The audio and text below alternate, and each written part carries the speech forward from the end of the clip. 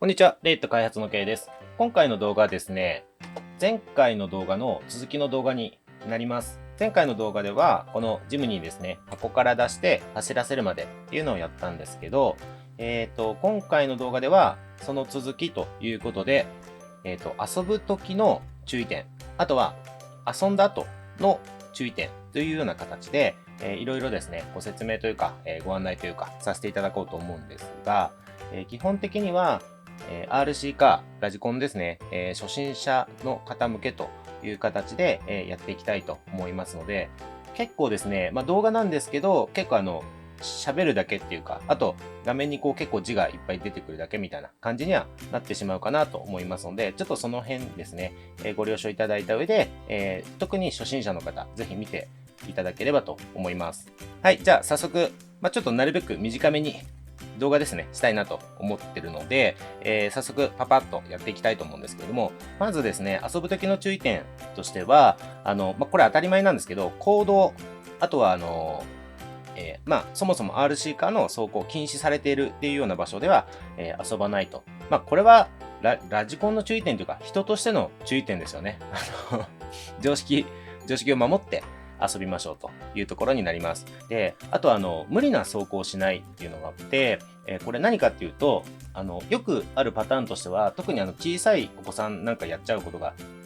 多いんですけど、これ一応8歳以上、推奨している年齢ですね、8歳以上の方向けっていう風にはなってるんですが、ちっちゃいお子さんがですね、例えばこう走らせてましたと。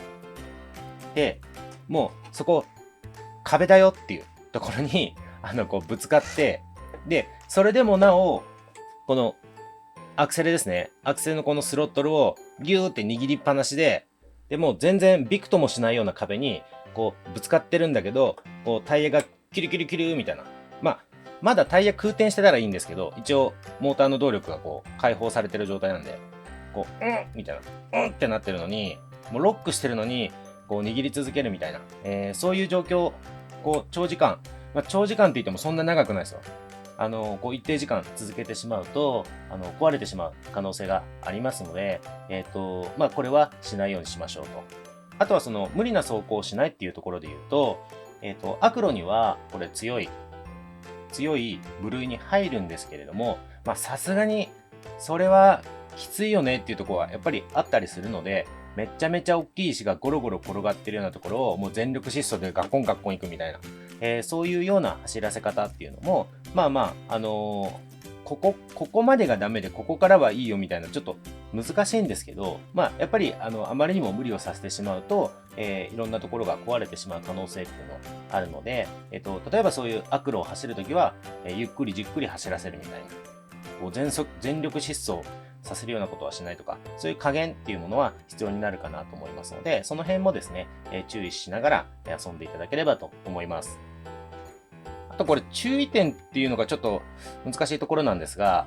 この RC カーですね、走らせたことある方はもちろんわかると思うんですが、ですね、遅いです。こうビューンって走って、こうタイムを競うみたいな、そういう競技ラジコンとは違って、スケー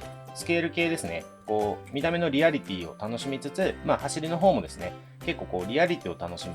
スケールクローラーって言われるような、そういったジャンルになりますので、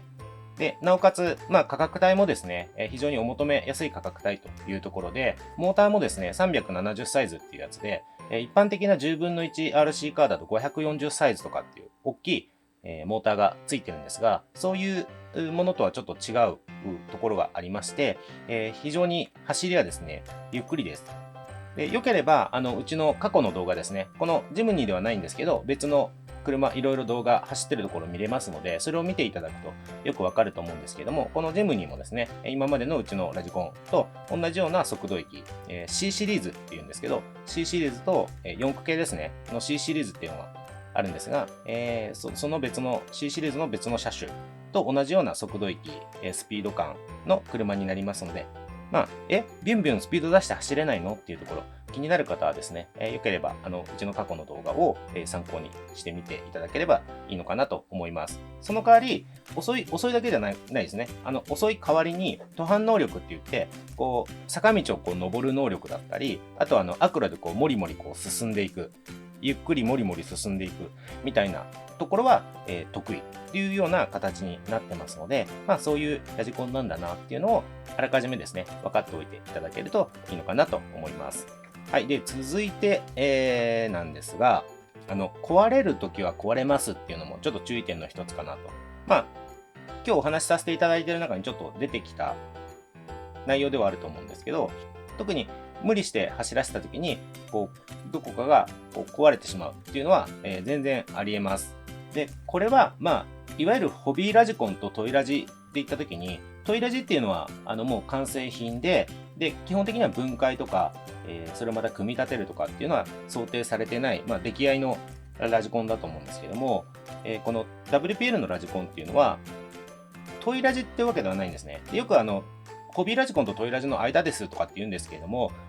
人によっては、見方によってはもう完全にホビーラジコンって言っていいものかなと思っています。っていうのも、部品一つ一つまでバラバラにして、で、直すとこは直して、カスタムするとこはカスタムして、で、また、組み立てて走るようにするっていうのが全然できますので、そういった、ホビーラジコン色が強いものなんですね。で、そういうものっていうのは、WPL に限らず、走らせた時に結構壊れちゃう、時々壊れちゃうっていうのは、ある種当たり前っていう感じなんですよね。で、その代わり、壊れちゃっても、その壊れたところだけ、交換するみたいな。で、修理してまた走れるようにするっていう風に付き合っている、ラジコンになってますので、壊れるときは壊れますっていうのは、これもですね、あらかじめ知っておいていただきたいなと思います。はい、次ですね。次注意点。タイヤの接着をおすすめしますっていうのがあります。これ、走らせているとですね、結構外れちゃうことがあるんですよ。で、これもですね、結構、競技系のラジコンなんかだと当たり前だったりはするんですけれども、タイヤとホイールっていうのは、言ってしまえば、もう接着するのが当たり前みたいなところがありまして、この WPL に関しても、カスタムパーツで、接着しなくていいホイール、ビードロックっていうやつもあるんですけど、ちょっとそれは置いといて、この少なくともノーマルのホイールとタイヤ、これに関しては、接着をしないと結構すぐ外れてしまうっていうことが、走らせる場所とか走らせ方にもよるんですが、結構すぐ外れてしまうケースっていうのもありますので、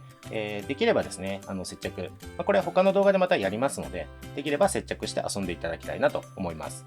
はい、じゃあ次ですね。次で遊ぶ時の注意点とした最後になるんですけど、防水ではないですっていうのがあります。実際ですね、このオフロード系のラジコンなんで、特にアウトドアラジコンってうちも言ってるぐらいなので、当然アウトドアシーンって水場もあるじゃないですか。で、走らせたくなっちゃう気持ちもよくわかりますし、で、あとは、うちの動画今まで見ていただいてた方、ご存知だと思いますけど、あなた走らせてるでしょっていう、今思った方いらっしゃると思うんですけど、そうですね、僕も走らせてます。ただ、申し訳ないんですが、もうこればっかりは自己責任で、水の中、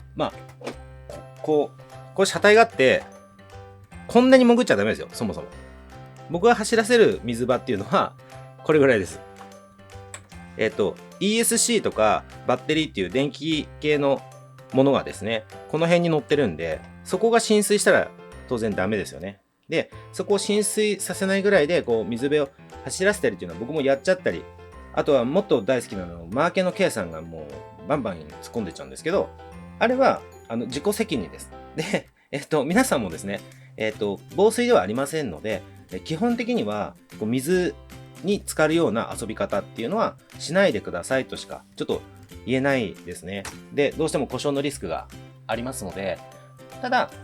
せっかくこんな風に車高が高かったりしますので、ちょっと水があるところを、もちろん慣れてきたらですよ、そーっと走らせて、大事な電気系のところですね、が水に浸からないようにっていうのを自己責任で、走らせてる方っていうのはいらっしゃいますよっていうところになります。なので、防水ではないので、そこは注意して遊んでください。はい、じゃあちょっと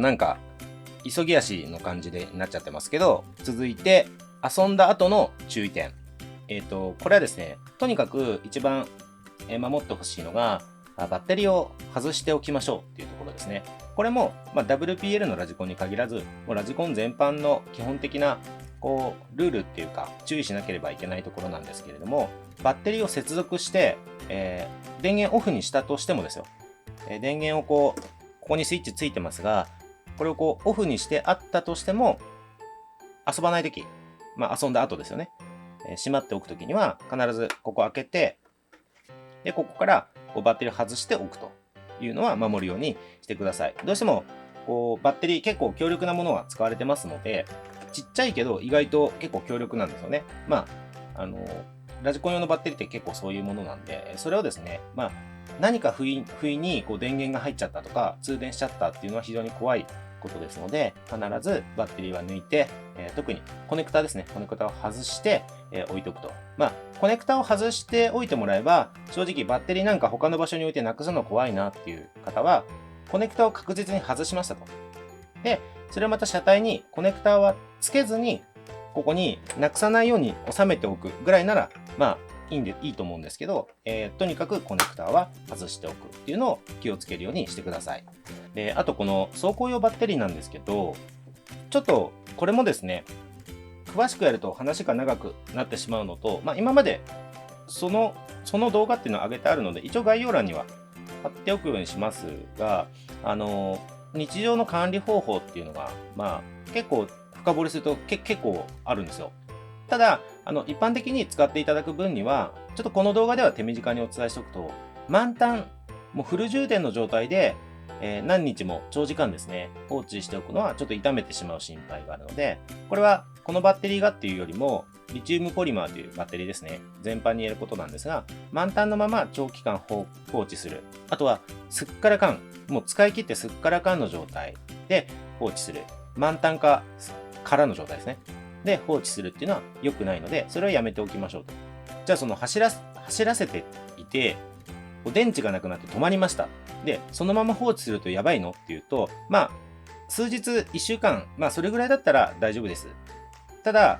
そのまんま何ヶ月も放置っていうのは良くないですね。自然にちょっとずつ放電するっていうのがあるので、電池は。結局ちょっとなんか話長くなっちゃってますけど、またこれ別でやるんで、よかったらその動画見てくださいね。なので、ちょっと今回手短にお伝えしておくと、その走らせました。空になりました。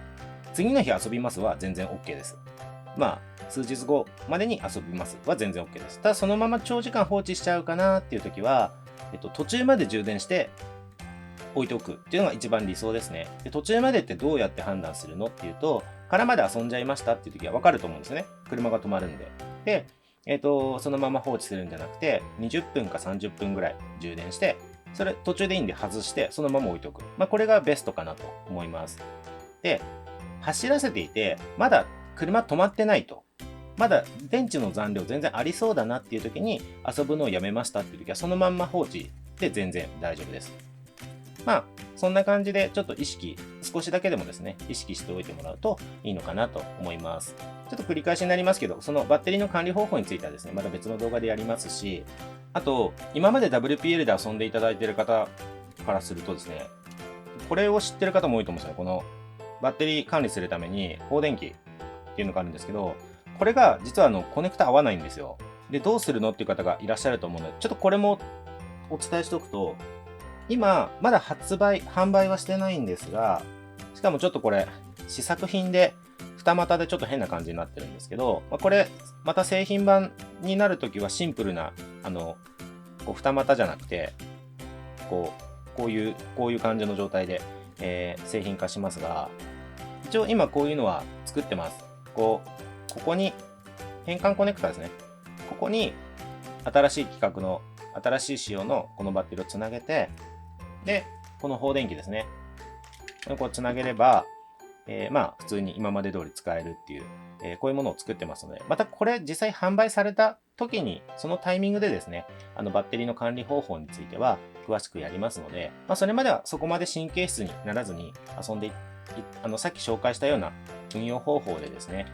遊んでいただければいいのかなと思いますので、またちょっとこの詳しい動画っていうのをやりますので、それは公開された時にですね、またぜひ参考にしていただければと思います。はい。じゃあ続いて、次ですね。汚れを落とすっていうのもちょっと、注意していただきたい点で、こう遊ぶじゃないですか。で、特に、この足回り系なんかに、こう、湿気を帯びた土というか、泥というか、まあ砂とかもそうですけど、そういったものがですね、こう、ついたまま、こう、置いとくっていう風にすると、結構簡単にですね、金属部分が錆びちゃうんですよ。で、その錆がいいんだっていう、マーケの K さんみたいな人はいいんですけど、マーケの K さん、ラジコンが錆びていくとなぜか喜ぶんですけど、そういう人はいいんですけど、まあ、良くはないか。機能的には良くないですよ。コンディション維持っていう意味では良くないんで、基本的には遊びました。で、汚れがつきましたって言ったら、まあ、できればその日のうち、まあ、なるべく早めにですね、その汚れを落として、まあ、綺麗な状態にして、こう、保管しておくっていう風にするのをお勧めします。はい。あとは、まあ、これもですね、ある程度慣れてる方、知っている方だったら、まあ、当たり前でしょうっていうところかなとは思うんですけれども、時々グリスアップですね。グリスアップをしてください。当然、ラジコンでいろんな、まあ、駆動部分、ラジコンで駆動するので、回転する部分だったり、動く部分っていうのいろいろありますので、そういったところですね、時々グリスアップしていただくことによって、遊ぶ時の動き、走らせる時の動きも非常にスムーズな状態を維持できますし、あとは、その各回転部品、動く部品の、まあ、摩耗ですね。そういったダメージを、まあ、最小限に食い止めるというか、寿命を伸ばすということができますので、時々グリスアップをしましょうと。まあ、うちでも、ラジコンに使っていただけるようなグリスっていうのを販売してますので、まあ、これも、一応概要欄に貼っておきますね。デューロのグリスがありますので、よければそれを使っていただいたり、もちろん汎用のグリスでもいいと思いますし、とにかく時々グリスアップをしましょうと。はい、続いて次ですね。これも時々って感じなんですけど、まあ、時々点検ですね。まあ、グリスアップするときに一緒にしていただくのがいいのかなと思うんですけど、点検、こう各部の痛みだったり、まあ、どこか壊れてるだったり、まあ、そういうことをですね、時々点検していただいて、これはちょっとやばそうだなっていうところは、まあ、摩耗破損ですね。そういったことが見受けられる場合には、必要に応じてそのパーツを交換していただくっていうことをしていただきたいなと思います。もちろん、カスタムに興味ある方は、それを機にですね、その部分をより強化したカスタムパーツがあれば、そういったものに交換していただくっていうのも楽しみの一つかなと思います。はい、ちょっとババーっとお伝えしちゃったんですけど、今回の動画は、まあ、以上ですね。特に、初心者の方、このジムにですね、非常にご好評いただいていて、その中で、初心者の方多いなっていうのを感じましたので、今までの動画、結構、今日の動画でお伝えした内容を今までの動画で結構やってきてはいるんですけども、改めてまとめてお伝えしたいなというのがありましたので、動画にさせていただきました。では、今回の動画ですね、以上になります。ご視聴いただいてありがとうございました。